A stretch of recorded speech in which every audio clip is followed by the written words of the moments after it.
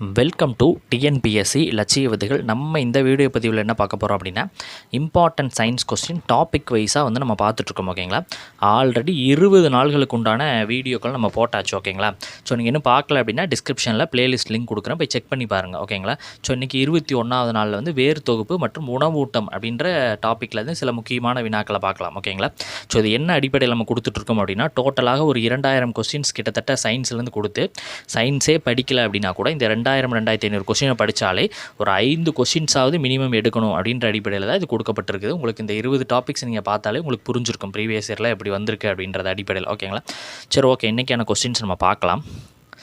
வேர் தொகுப்பு எத்தனை வகைப்படும் அப்படின்னா, அது 2 வகையாக அந்த வேர் தொகுப்புகளை வந்து என்ன பண்ணுறாங்க அப்படின்னா பிரிக்கிறாங்க. ஓகேங்களா, அது வந்து ஆணி வேர் தொகுப்பு மற்றும் வெற்றிட வேர் தொகுப்பு அப்படின்னு சொல்கிறாங்க. இந்த வெற்றிட வேர் தொகுப்பை சல்லி வேர் தொகுப்பு அப்படின்னு சொல்கிறாங்க. உங்களுக்கு பரீட்சையில் வந்து சம்டைம்ஸ் வந்து சல்லி வேர் தொகுப்பிற்கு எக்ஸாம்பிள் கொடுங்க அப்படின்னு கேட்கலாம், இல்லை ஆணி வேர் தொகுப்புன்னு கேட்கலாம், இல்லை வெற்றிட வேர் தொகுப்பு எப்படி வேணாலும் கேட்கலாம். எக்ஸாம்பிள் ஆணி வேர் தொகுப்பு என்பது வேம்பு, மா, கேரட், முள்ளங்கி. அதே மாதிரி சல்லி ஆர் வெற்றி வேர் தொகுப்பு புல், நெல், முள்ளங்கி. ஓகே, வேரின் புறத்தோலினுடைய பெயர் என்ன அப்படின்னா ரைசோடெர்மிஸ். என்னது? வேரினுடைய புறத்தோலினுடைய பெயர் என்ன அப்படின்னா ரைசோடெர்மிஸ் கேட்டிருக்காங்க. வேரின் புறத்தோலுக்கு அடுத்த பகுதி கார்டெக்ஸ், இதுவும் கேட்டிருக்காங்க. வேரின் மையப்பகுதி பித் என்பது, இது 3மே கேட்டிருக்காங்க தொடர்ந்து எக்ஸாம்களில். வேரினுடைய புறத்தோலினுடைய பெயர் என்ன? ரைசோடெர்மிஸ், அடுத்த பகுதி கார்டெக்ஸு, அடுத்து பித். இந்த சைலம் என்பது எதை கடத்துகிறது அப்படின்னா நீரை கடத்துகிறது. புளோயம் என்பது உணவை கடத்துகிறது. இது ரெண்டையுமே தொடர்ந்து எக்ஸாம்பிள் உங்களுக்கு கேட்டுக்கொண்டே இருப்பாங்க. சைலம் என்பது நீர், புளோயம்னா உணவு. சரி ஓகே, ஆணிவேர், ஆணிவேரின் மாற்றுக்குளின் வகைகள் என்ன? சேமிப்பு வேர் மற்றும் சுவாச வேர்கள் அப்படின்னு சொல்லிட்டு அதை 2ஆக பிரிக்கிறாங்க. அது வந்து என்னென்ன வடிவம்? கூம்பு வடிவம், கதிர் வடிவம், பம்பர வடிவம் சொல்கிறாங்க. அதுக்கு எக்ஸாம்பிள் இப்போ கூம்பு வடிவத்துக்கு கேரட்டு, கதிர் வடிவத்துக்கு முள்ளங்கி, பம்பரத்திற்கு பீட்ரூட், டர்னிப். பீட்ரூட் பார்த்திங்கன்னா எப்படி இருக்கும் உங்களுக்கு? பம்பரம் வடிவிலேயே தான் மேக்ஸிமம் இருக்கும். கூம்பு என்பது கேரட்டு அப்படி தான் இருக்கும். ஓகேங்களா, ஓகே. சுவாச வேர்களுக்கு அபிசீனியா அப்படின்றாங்க, வெள்ளை அலையாற்றி அப்படின்னு சொல்லிட்டு சுவாச வேர்களுக்கு அபிசீனியா எக்ஸாம்பிள் வெள்ளை அலையாற்றின்னு சொல்லுவாங்க. அதுவே வெற்றிட வேர்கள் அல்லது சல்லி வேர்களுக்கு பார்த்திங்கன்னா சேமிப்பு வேர்கள், தாங்கு வேர்கள் 2 இருக்குது. இதில் பார்த்திங்கன்னா வேர் கிழங்குகள் சர்க்கரை வெள்ளி கிழங்கு, கொத்து வேர்கள் டாலியான்னு சொல்கிறாங்க. தூண் வேர்கள் என்பது எக்ஸாம்பிள் ஆலமரம், முண்டு வேர்கள் என்பது சோளம், கரும்பு. ஒட்டுண்ணி வேர் அப்படின்றது கஸ்குட்டா. இந்த கஸ்குட்டாவை பார்த்து வச்சுக்கோங்க, இதுதான் உங்களுக்கு பரீட்சையில் மேக்ஸிமம் கேட்டுட்ருக்குறாங்க இது வரைக்கும். தொற்று வேர்கள் அப்படின்றது வாண்டா, ஆர்கிட். 900க்கும் மேற்பட்ட விழுதுகள் கொண்ட 200 வயது ஆலமரம் எங்கே இருக்குது அப்படின்னா கொல்கத்தா இருக்குது, இந்திய தாவரவியல் பூங்கா. ஓகேங்களா, சரி ஓகே.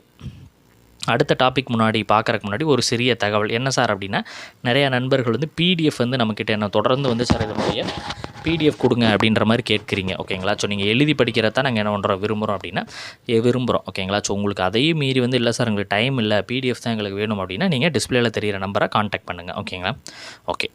உணவூட்டத்தினுடைய வகைகள், இந்த உணவூட்டம் டாபிக்குமே மிக முக்கியமான ஒரு டாப்பிக்கு, ஒரு வினா கட்டாயமாக இடம் வரும். ஓகேங்களா, சரி, உணவூட்டத்தினுடைய வகைகள் எத்தனை அப்படின்னா அது 3 வகையாக பிரிக்கலாம்.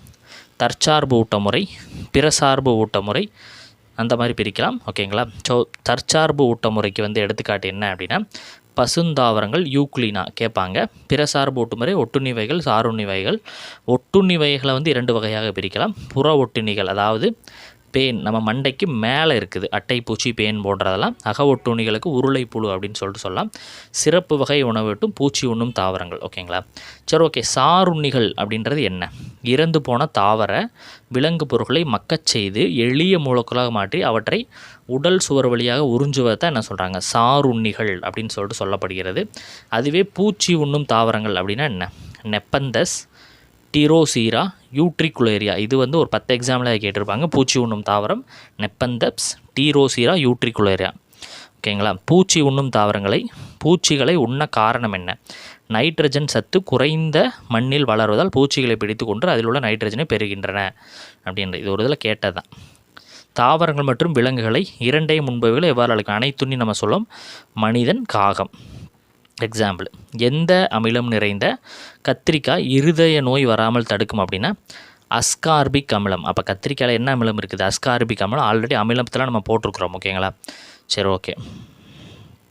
அடுத்தது ஒளிச்சேர்க்கை வினை அப்படின்றது நீர் ப்ளஸ் கரியமிலவாய் சேர்ந்து ஸ்டார்ச் ப்ளஸ் உயிர்வழி ஆக்சிஜன் உருவாகிறது. ஓகே, தாவரங்களின் பிற சார்பு ஊட்டமுறைகளின் வகைகள். ஓகே, ஒட்டுண்ணி நம்ம ஆல்ரெடி பார்த்தோம், கஸ்குட்டா கேட்பாங்க, அல்லது பேர் என்னது சடதாரி அப்படின்னு சொல்லுவாங்க. சாருண்ணிக்கு காளான் ரொட்டி காளான் அப்படின்னு சொல்லுவாங்க. பூச்சியுண்ணிக்கு நெப்பந்தஸ். ஓகேங்களா, பார்த்து வச்சுங்க. ஓகே, கூட்டுயிர் தாவரங்கள் என்றால் என்ன? இந்த முறையில் 2 உயிரினங்கள் இணைந்து வாழ்கின்றன, ஒன்று மற்றொன்றால் பயனடையும். எக்ஸாம்பிள் லைக்கன்கள் அப்படின்னு சொல்லுவாங்க, ஆல்கா ப்ளஸ் பூஞ்சை. தற்சார்பு ஊட்டமுறையினுடைய வகைகள் என்ன? ஒளித்தற்சார்பு உயிரி, எக்ஸாம்பிள் பசும் கந்தக பாக்டீரியா, ஊதா கந்தக பாக்டீரியா. வேதி தற்சார்பு உயிரியில் நைட்ரோசோமோனாஸ் கேட்டிருக்காங்க.